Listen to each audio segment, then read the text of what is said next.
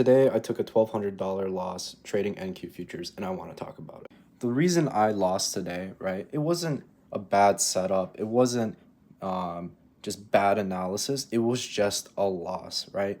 My edge was just not congruent with what the market was doing. But the reason I lost so much money was because of bad psychology. Bad psychology will always wipe away your gains, no matter what you do.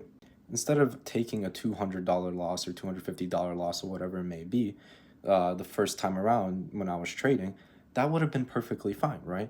My edge was just not, doing well in these market conditions. And the market conditions weren't that great. We were chopping around, we were in consolidation. I knew that.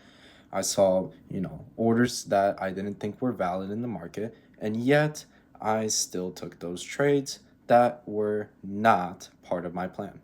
I over leveraged, I put way too much risk on, and I ended up getting wiped, right? Sometimes you get lucky, but most of the times you don't. And I just want this to be a learning lesson for myself and for you guys, right? Don't let one loss take away what you've made for the entire week or the entire month. It's not worth it, and it will never be worth it. I just came off, a great month. I got paid out, and all of a sudden, market conditions change, and I have to readapt to those market conditions. The market is never going to be the same.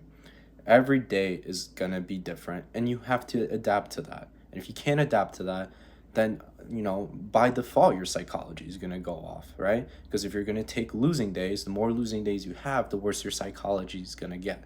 Tomorrow, I'm going to come back, and hopefully I get a winner. And even if I don't, I'd rather just hop off, take that small loss, than completely blow my account. And that should go for all of you, right? If you're building an edge, taking losses is perfectly fine, right? You're learning. It's a learning process. If you're journaling every single day, if you're back testing, your strategy, whatever it may be, taking those losses are important because you're just paying for that education in the market. And then once you already built your edge, right, what you want to do is just limit that risk, right? Because you're going to win at the end of the day because you have a positive expectancy on the market, right? You have a positive edge, right? So why make those losses bigger than they should be?